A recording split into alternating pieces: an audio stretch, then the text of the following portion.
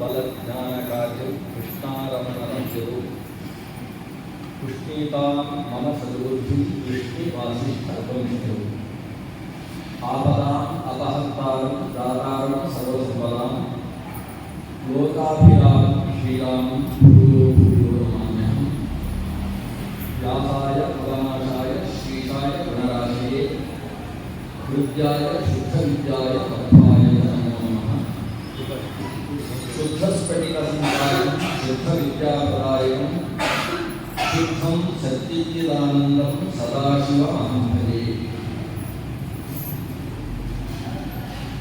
ಪರಮಪೂಜ್ಯರಾದ ಭೀಮನಗಟ್ಟೆ ಅಥವಾ ಭೀಮಸೇತು ಮುನಿವೃಂದ ಸಂಸ್ಥಾನಾಧೀಶ್ವರರಾದ ಪೂಜ್ಯ ಶ್ರೀ ರಘುವರೇಂದ್ರ ತೀರ್ಥ ಶ್ರೀಪಾದ ಸರ್ವರಿಗೆ ಭಕ್ತಿನವರ ಸಾಷ್ಟಾಂಗ ಪ್ರಣಾಮಗಳನ್ನು ಸಲ್ಲಿಸುತ್ತೇನೆ.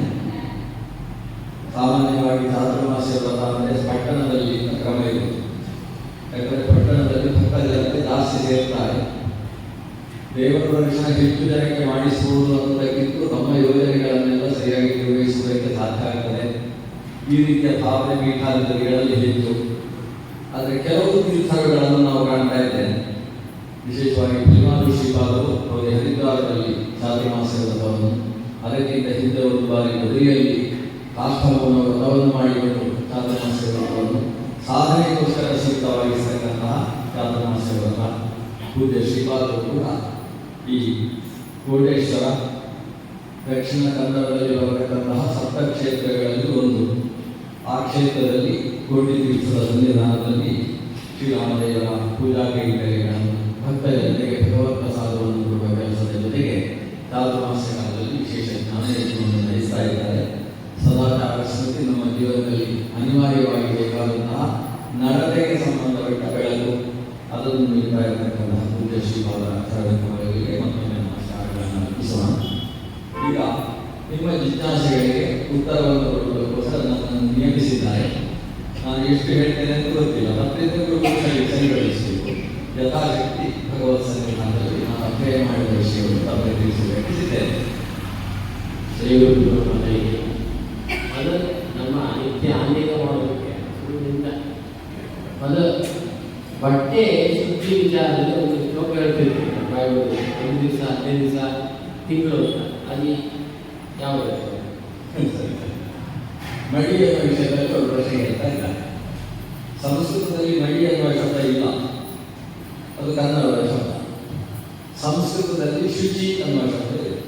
ಶೌಚ, ಶುಚಿ ಅನ್ನುವ ಶಬ್ದವನ್ನು ನಾವು ಬಳಸ್ತೇವೆ. ಸ್ವಲ್ಪ ವಿವರಣೆ ಕೊಡ್ತೇನೆ ಕೆಳಗೆ. ಅದರಲ್ಲಿ ಮಡಿ 4 ವಿಧ. ಒಂದು ಶರೀರ ಶೌಚ, ಎರಡನೇದು ವಸ್ತ್ರ ಶೌಚ, ಮೂರನೇದು ಪರಿಸರ ಶೌಚ, ನಾಲ್ಕನೇದು ಮನಃಶೌಚ. ನಾಲ್ಕನೇದು ಯಾಕಂದ್ರೆ ತುಂಬ ಕಷ್ಟ, ಅದು ಕೊನೆ. ಈ ಮೂರನ್ನು ಸರಿಯಾಗಿ ಮಾಡಿದರೆ ಆ ನಾಲ್ಕನೇದು ತಾನಾಗಿ ಬರ್ತದೆ. ಶರೀರ ಶೌಚಕ್ಕೋಸ್ಕರ ಸ್ನಾನ ಬೇಕು. ವಸ್ತ್ರ ಶೌಚ ಅದನ್ನು ಕೆಲವರು ಪ್ರಶ್ನೆ ಮಾಡಿದ್ದಾರೆ, ಅದರ ವಿವರಣೆ ಕೊಡ್ತೇನೆ. ಮೂರನೇದು ಪರಿಸರ ಶೌಚ ಅಂತ ಹೇಳಿದರೆ ಸ್ನಾನ ಮಾಡಿ ಬಂದು ಅನುಷ್ಠಾನಕ್ಕೆ ಕೂತುಕೊಳ್ಳಬೇಕಾದರೆ ಪ್ರದೇಶದಲ್ಲಿ ಪ್ಲಾಸ್ಟಿಕ್ಗಳು, ಕಸಕಡ್ಡಿಗಳು, ಟಿವಿ ಟೇಪ್ ರೆಕಾರ್ಡರ್ಗಳು ಅದೆಲ್ಲ ಇರಬಾರ್ದು. ಇದು ಪರಿಸರದ ಶುಚಿ ಅಂತ ಕರೀತಾರೆ. ಮೊಬೈಲ್ ಕೂಡ ಹತ್ತಿರದಲ್ಲಿ ಇರಬಾರ್ದು. ಯಾಕಂದರೆ ಮೊಬೈಲ್ನ ಅದರಿಂದ ಬರತಕ್ಕಂತಹ ಕೆಲವು ವೈಬ್ರೇಷನ್ಗಳು, ಕಿರಣಗಳು, ಆ ಕಾರಣದಿಂದ ಗುಬ್ಬಿಗಳು ಕೂಡ ಇವತ್ತು ವಾಸ ಮಾಡ್ತಾ ಇಲ್ಲ. ಆದ್ದರಿಂದ ಅದು ಕೂಡ ಪರಿಸರದ ಅಶುಚಿಗೆ ಹೇಳುವಾಗಿದೆ. ಕನಿಷ್ಠ 10 ಮೀಟರ್ ದೂರದಲ್ಲಿರಬೇಕು ಅಂತ ಹೇಳ್ತಾರೆ ವಿಜ್ಞಾನಿಗಳು. ನಾವು 10 ಫೀಟ್ ದೂರದಲ್ಲಾದರೂ ಮೊಬೈಲ್ ಇಟ್ಟು ಬರಬೇಕು ಅನುಷ್ಠಾನಕ್ಕೆ. ಈಗ ಪರಿಸರ ಶುಚಿ ಬೇಕು. ಅಂದರೆ ಶುದ್ಧ ಮಡಿಯನ್ನು ಇಟ್ಟುಕೊಂಡು ಸ್ನಾನದ ಕೋಣೆಯಲ್ಲೇ ಗಮಾನುಷ್ಠಾನ ಮುಗಿಸಿ ಬರುವ ಹಾಗೆ ಪರಿಸರ ಶುಚಿ ಕೂಡ ಬೇಕು. ಮನಃಶೌಚಕ್ಕೋಸ್ಕರ ಮಂತ್ರಪರಸರವಾಗಿ ಸ್ನಾನ, ವಿಶೇಷ ತೀರ್ಥಗಳಲ್ಲಿ ಮುಳುಗುವುದು ಇವೆಲ್ಲವೂ ಅಪೇಕ್ಷಿತವಾದದ್ದು. ವಸ್ತ್ರಶೌಚದ ವಿಷಯದಲ್ಲಿ ಶರೀರಕ್ಕೆ ಯಾವುದು ಹಿತವಾಗ್ತದೋ ಅಂತಹ ವಸ್ತ್ರ ಶುಚಿ ಅಂತ ಹೇಳ್ತಾರೆ. ಅಂದರೆ ಕೆಲವೊಂದು ಭಾವಗಳಿರ್ತಾರೆ, ಅದರ ಸುತ್ತಾಗ ಮೈಯಲ್ಲಿ ಚುಚ್ಚುತ್ತಾ ಇರ್ತದೆ. ನೀವು ಜಪಾನುಷ್ಠಾನಕ್ಕೆ ಕೂತ ಹೊತ್ತಿಗೆ ಅದು ಶರೀರಕ್ಕೆ ಕಿರಿಕಿರಿ ಆಗ್ತಾ ಇರ್ತದೆ. ಯಾವುದು ಶರೀರಕ್ಕೆ ನೀವು ಸೂರ್ಯಮಂಡಲ ಮಧ್ಯವರ್ತಿ ನಾರಾಯಣನನ್ನು ಧ್ಯಾನ ಮಾಡುವ ಹೊತ್ತಿಗೆ ನಿಮ್ಮ ಮನಸ್ಸು ಎಷ್ಟೊತ್ತಿಗೆ ಒಂದು ಸಾರಿ ಬಟ್ಟೆಯನ್ನು ಕಳಿಸಿ ಬೇರೆ ಬಟ್ಟೆ ಉಡ್ತೇನೆ ಅಂತ ಅನಿಸೋ ಹಾಗಿದ್ದ ಪಕ್ಷದಲ್ಲಿ ಅದು ಶುಚಿ ಅಲ್ವ. ಅಂದ್ರೆ ಮನಸ್ಸಿಗೆ ಶರೀರಕ್ಕೆ ಕಿರಿಕಿರಿ ಕೊಡ್ತಕ್ಕಂತಹ ಅವಸ್ಥೆ ಶುಚಿ ಅಲ್ವ ಅನ್ನೋದು ಒಂದು ವಿಧಿ. ಇದು ಮನಸ್ಸಿಗೆ ಸಂಬಂಧಪಟ್ಟ ಹಾಗೆ ಇರತಕ್ಕಂಥ ವಿಧಿ. ಆಮೇಲೆ ಬಟ್ಟೆ ಯಾವುದು ಹೆಚ್ಚು ಉಚಿತ ಅಂತ ಹೇಳಬೇಕಂದ್ರೆ ಕೌಶೇಯ, ಕಾರ್ಪಾಸ ಈ ಎರಡು ವಸ್ತ್ರಗಳಿಗೆ ಹೆಚ್ಚು ಮಹತ್ವವನ್ನು ಪಡೆದಿದ್ದಾರೆ. ಕೌಶೇಯ ಅಂದರೆ ರೇಷ್ಮೆ, ಕಾರ್ಪಾಸ ಅಂತ ಹೇಳಿದ್ರೆ ಹತ್ತಿಯ ಬಟ್ಟೆ, ರೇಷ್ಮೆಯ ಬಟ್ಟೆ ಇದಕ್ಕೆ ಮಹತ್ವ. ಇದು ಆದ ಮೇಲೆ ಉಣ್ಣೆಯ ಬಟ್ಟೆಗೆ ಮಹತ್ವ. 3 ಬಟ್ಟೆ. ಅದರಲ್ಲಿ ಹತ್ತಿಯ ಬಟ್ಟೆ ಒಂದು ಬಾರಿ ಉಟ್ರೆ ಅದನ್ನು ಮತ್ತೆ ತಿಕ್ಕಿ ಬೇರೆ ಹೊಸ ಬಟ್ಟೆಯನ್ನು ಉಟ್ರೆ ಆವಾಗ ಆ ಬಟ್ಟೆ ಇನ್ನೊಂದು ಬಾರಿ ಉಡುವುದಕ್ಕೆ ಬರುವುದಿಲ್ಲ ಅನ್ನುವುದು ಹತ್ತಿಯ ಬಟ್ಟೆಯ ಮಡಿಯ ಕಾಲಾವಧಿ. ಎಲ್ಲ ತನಕ ಹತ್ತಿಯ ಬಟ್ಟೆ ಮಡಿಯಲ್ಲಿ ಉಟ್ಟದ್ದು ಶುಚಿಯಾಗಿದೆ ಎಂದರೆ ಕಾರ್ಪಾಸಂ ಕಟಿ ನಿರ್ಮುಕ್ತಂ ಕೌಶೇಯಂ ಭೋಜನಾವಧಿ ಪೂರ್ಣವಸ್ತ್ರಂ ಸದಾ ಶುದ್ಧಂ ಪೂರ್ಣ ವಾದೇನ ಶುಚ್ಯತಿ. ಇದು ವಿಧಿ. ಅಂದರೆ ಕಾರ್ಪಾಸಂ ಕಟಿ ನಿರ್ಮುಕ್ತಂ, ಕಟಿ ಅಂದರೆ ಸೊಂಟದಿಂದ ನಿರ್ಮುಕ್ತ ಅಂದರೆ ಒಮ್ಮೆ ಬೇಕಿರ್ತದೆ. ಆಮೇಲೆ 2ನೇ ಬಾರಿ ಅದನ್ನೇ ಉಡುವುದಕ್ಕೆ ಅದು ಮಡಿ ಬರುವುದಿಲ್ಲ. ಕೌಶೇಯ ಆಗಲ್ಲ ಅಂದರೆ ರೇಷ್ಮೆಯ ಬಟ್ಟೆಗೆ ಅದಕ್ಕಿಂತ ಸ್ವಲ್ಪ ಮಹತ್ವ ಇದೆ. ಕೌಶೇಯ ವಸ್ತ್ರವನ್ನು ಮಡಿಯಲ್ಲಿದ್ದದನ್ನು ಅಂದರೆ ಮಡಿಯೊಳಗೆ ಹಾಕಿದ್ದೇವೆ ಅಂತ ಅನ್ಕೊಳ್ಳಿ, ಅದನ್ನು ಈಗ ಉಟ್ಟಿದ್ದೇನೆ, ಉಟ್ಟುಕೊಂಡು ಜಪಾನುಷ್ಠಾನ ಮಾಡಿದ್ದೇನೆ, ಮಧ್ಯದಲ್ಲಿ ಏನೋ ಕೈಕಾಲು ತೊಳ್ಕೊಂಡು ಬರಬೇಕಾದ ಪ್ರಸಂಗ ಬಂತು, ಒಂದು ಸಲ ಅದನ್ನು ತೆಗೆದಿಟ್ಟು ಮತ್ತೆ ಬೇರೆ ಬಟ್ಟೆ ಇಟ್ಟುಕೊಂಡು ಹೋಗಿ ಶುದ್ಧವಾಗಿ ಮತ್ತೆ ಶುಚಿಯಾಗಿ ಬಂದು ಅದೇ ಬಟ್ಟೆಯನ್ನು ಉಡುವುದಕ್ಕೆ ಬರ್ತದೆ. ಆ ಬಟ್ಟೆ ಯಾವಾಗ ಶುಚಿಯಾಗ್ತದೆ ಅಂದ್ರೆ ಅದನ್ನು ಉಟ್ಟುಕೊಂಡು ಊಟ ಮಾಡಿದ್ರೆ ಆಮೇಲೆ ಅದು ಮಡಿ ಬರುವುದಿಲ್ಲ. ಮಡಿ ಬರುವುದಿಲ್ಲ ಅಂದ್ರೆ ಒಗಿಬೇಕು, ಒಗೆಯುವುದನ್ನು ಬಿಸಾಡುವುದಲ್ಲ, ಒಗಿಬೇಕು. ಅದನ್ನು ಶುದ್ಧೀಕರಿಸಿ ಮತ್ತೆ ಮಡಿಗೋಸ್ಕರ ಬಳಸಿಕೊಳ್ಳಬಹುದು. ಇದು ಕೌಶೇಯದ ಸ್ಥಿತಿ. ಈಗ ನಾವು ಈ ಒಂದು ಆಲೋಚನೆ ಮಾಡುವ ಅವರಿಗೆ ಪ್ರಶ್ನೆ ಇರುತ್ತೆ. ನಾವು ಕೌಶೇಯವನ್ನು ಉಟ್ಟುಕೊಂಡು ನಾವು ಜಪಾನ ಸ್ನಾನ ಮಾಡಿದ್ದೇವೆ, ತೆಗೆದು ಮಡಿಯಲ್ಲೇ ಇಟ್ಟಿದ್ದೇವೆ. ನಾಳೆ ಸ್ನಾನ ಮಾಡಿ ಬಂದು ಶುದ್ಧವಾಗಿ ಅದೇ ಬಟ್ಟೆಯನ್ನು ಉಟ್ಟುಕೊಂಡು ನಾವು ಜಪಾನ ಸ್ನಾನ ಮಾಡಬಹುದು. ಈ ರೀತಿ ಎಷ್ಟು ದಿವಸ ಮಾಡಬಹುದು ಅಂತ ಅವರು ಕೇಳಿದ ಪ್ರಶ್ನೆ ಮೂಲಭೂತವಾಗಿ. ಅದು ಎಷ್ಟು ದಿವಸ ಅಂದರೆ ಒಂದು ಏಕಾದಶಿ ಬರುವಲ್ಲಿ ತನಕ. ವಸ್ತುತಃ ಧರ್ಮಶಾಸ್ತ್ರದಲ್ಲಿ ಹಾಗಿಲ್ಲ. ಧರ್ಮಶಾಸ್ತ್ರದಲ್ಲಿ 15 ದಿವಸ ಅಂತ ಹೇಳ್ತಾರೆ. ಪಕ್ಷಂ ಯಾವುದು ಅಂತ ಹೇಳ್ತಾರೆ, 15 ದಿವಸ ಅಂತ. ನಾನು ಏಕಾದಶಿ ಯಾಕೆ ಹೇಳುವುದಂದ್ರೆ ಅವತ್ತು ಪುರುಸೊತ್ತು ಇರ್ತದೆ, ಅದರಿಂದ ಶುದ್ಧೀಕರಣ ಮಾಡಿ ಹಾಕುವುದಕ್ಕೆ ಅನುಕೂಲ ಅಂತ ಹೇಳಿ. ಯಾಕಂದ್ರೆ ಅದನ್ನು ಮಡಿ ಮಾಡಿ ಹಾಕುವಾಗ ಊಟ ಮಾಡಿ ಅದನ್ನು ಮಡಿ ಮಾಡಿದ್ರೆ ಅದು ಮಡಿ ಬರುವುದಿಲ್ಲ. ಏಕಾದಶಿ ದಿವಸ ನೀವು ಸಾಯಂಕಾಲವೂ ಮಡಿ ಮಾಡಿ ಅದನ್ನು ಹಾಕಬಹುದಲ್ವಾ, ಆ ಅನುಕೂಲ ಇರುವುದರಿಂದ ಏಕಾದಶಿ ಅಂತ ಹೇಳುವುದು. ಇಲ್ಲೇ ಹೋದರೆ ಆ ರೀತಿ ಉಳ್ತಾ ಇದ್ದಂತಹ ಬಟ್ಟೆ ಅದು 15 ದಿವಸಕ್ಕೆ ಅದರಲ್ಲಿ ಶರೀರದ ಬೆವರು ಇತ್ಯಾದಿಗಳ ಸ್ಪರ್ಶವಾಗುವುದರಿಂದ ಅದು ಅಶುದ್ಧಿಯಾಗಿದೆ. ಅದನ್ನು 15 ದಿವಸಕ್ಕೆ ಒಂದು ಬಾರಿ ಆ ಬಟ್ಟೆಯನ್ನು ಮತ್ತೆ ಶುದ್ಧೀಕರಿಸಿ ಮತ್ತೆ ಒಣ ಹಾಕಿ ಆಮೇಲೆ ಉಪಯೋಗಿಸಿದರೆ ಮತ್ತೆ 15 ದಿವಸ ಉಪಯೋಗಿಸಬಹುದು. ಇದು ಕೌಶೇಯಕ್ಕೆ ಸಂಬಂಧಪಟ್ಟಂತಹ ವಿಷಯ. ಆದರೆ ಕಾರ್ಪಾಸಕ್ಕೆ ಅದು ನಡೆಯುವುದಿಲ್ಲ. ಅಂದರೆ ಹತ್ತಿಯ ಬಟ್ಟೆ ನಾವು ಇವತ್ತು ಉಟ್ಟದ್ದನ್ನು ಹಾಗೆ ಮಳೆಯಲ್ಲಿ ಇಟ್ಟು ನಾಳೆ ಉಪಯೋಗಿಸ್ತೇನೆ, ಅದಕ್ಕೆ ಬರುವುದಿಲ್ಲ. ಇನ್ನು 3ನೇ ವಿಷಯ ಏನಿದೆ, ಪೂರ್ಣ ವಸ್ತ್ರ. ಪೂರ್ಣ ಅನ್ನುವ ಸಂಸ್ಕೃತದ ಶಬ್ದ ಕನ್ನಡದಲ್ಲಿ ಉಣ್ಣೆ ಆಗಿದೆ, ಉಣ್ಣೆಯ ಬಟ್ಟೆ. ಇವತ್ತು ಧಾವಳಿಯು ಕೂಡ ಪೂರ್ಣ ವಸ್ತ್ರಕ್ಕೆ ಸದೃಶವಾದದ್ದು. ಧಾವಳಿ ಅಂದರೆ ವಾರಕ್ಷ ಅಂತ ಕರೀತಾರೆ. ಅಂದರೆ ವೃಕ್ಷದ ತೊಗಟೆಗಳನ್ನು ಜಜ್ಜಿ ಮಾಡಿರತಕ್ಕಂತಹ ಬಟ್ಟೆ, ನಾರು ಮಡಿ, ನಾರಿನಿಂದ ಮಾಡಿದ ಮಡಿ. ಆ ಮಡಿಗಳೆಲ್ಲವೂ ಕೂಡ ಅದು ಸದಾ ಶುದ್ಧ. ಅದನ್ನು ನೀರಿನಲ್ಲಿ ಶುದ್ಧೀಕರಿಸಬೇಕಾದ ಅವಶ್ಯಕತೆ ಇಲ್ಲ. ಯಾವುದು ಬೇಕಾದರೂ ಉಟ್ಟುಕೊಂಡು ಅದು ಶುದ್ಧ ಇರ್ತದೆ. ಯಾಕಂದರೆ ಏನಾದರೂ ಅದಕ್ಕೆ ದುಡ್ಡು ಹಿಡಿದಿದೆ ಅನಿಸಿದರೆ ಗಾಳಿಸಿದ್ರೆ ಆಯ್ತಂತೆ. ಪೂರ್ಣ ವಾತೆಯನ್ನು ಶುದ್ಧಿ, ಗಾಳಿಯಿಂದ ಅದಕ್ಕೆ ಶುದ್ಧಿ ಉಂಟು, ಗಾಳಿಸಿದರೆ ಶುದ್ಧವಾಗುತ್ತದೆ.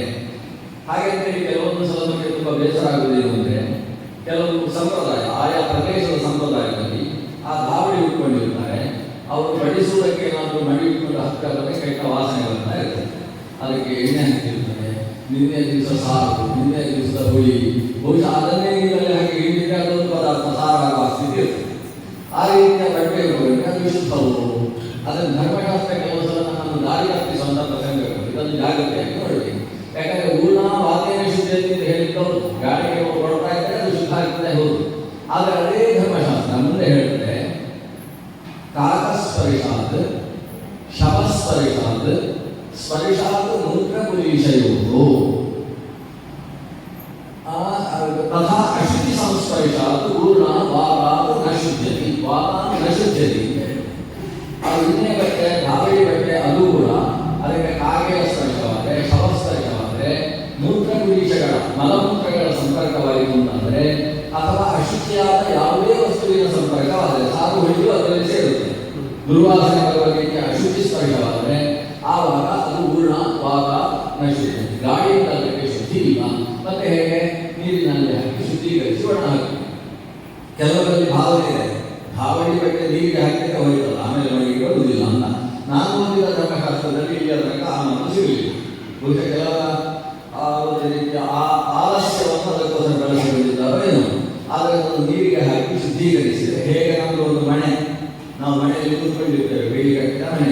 ಆ ಮನೆಗೆ ನಾವು ಅನ್ನದಾಗಿದೆ, ಹೇಗೆ ಗೋಮೆ ಹಾಕಿ ಅದನ್ನು ಶುದ್ಧೀಕರಿಸಿ ಒಣ ಹಾಕಿದರೆ ಮತ್ತೆ ಅದು ಶುದ್ಧವಾಗ್ತದೆ. ಹಾಗೆ ಊರ ವಾಕ್ಷವಾದ್ರಿಂದ ಅಥವಾ ಉಣ್ಣೆ ಆದ್ರಿಂದ ಅದು ಮತ್ತೆ ಶುದ್ಧಿಗೆ ಬರ್ತದೆ. ಇದು ಧರ್ಮಶಾಸ್ತ್ರದ ಬಟ್ಟೆಯ ವಿಷಯ. ಈ ಎಷ್ಟು ವರ್ಷದ 15 ದಿವಸಕ್ಕೊಂದ್ಸರಿ ಭೋಜನ ಮಾಡಿದ್ದು ಮಾತ್ರ, ಅಥವಾ ಈಗ ನಾವು ದೇವ್ರ ಪೂಜೆ ಸಂಧ್ಯಾವಂದಿಗೆ ಬೇರೆ ಇಟ್ಕೊಂಡಿರ್ತೀವಿ, ಅದು 15 ದಿವಸಕ್ಕೆ ಬರಬೇಕಾ? ಯಾವುದನ್ನು ಟೇಸ್ಟ್ಗೋಸ್ಕರ. ಈಗ ದೇವರ ಪೂಜೆ ಸಂಧ್ಯಾವಂದಿಗೆ ಒಂದು ಬೇರೆ ಇರುತ್ತೆ, ಊಟಕ್ಕೆ ಒಂದು ಬೇರೆ ಇರುತ್ತೆ. ಆ ದೇವರ ಪೂಜೆ ಸಂಧ್ಯಾವಂದಿಗೂ 15 ದಿವಸಕ್ಕೆ ತೊಳಿಬೇಕು ಮಾಡಬೇಕು. ಅರ್ಥ ಆಯ್ತು, ಸರಿಯಾಗಿದೆ ಪ್ರಶ್ನೆ. ಈಗ ನಾನು ಹೇಳಿದೆ ರೇಷ್ಮೆಯ ಬಟ್ಟೆ ಊಟ ಆದರೆ ಅಶುಚಿ ಆಯಿತು ಅಂದರೆ ನಾಳೆ ಊಟಕ್ಕೆ ಮತ್ತೆ ಶುದ್ಧೀಕರಿಸಬೇಕಾ?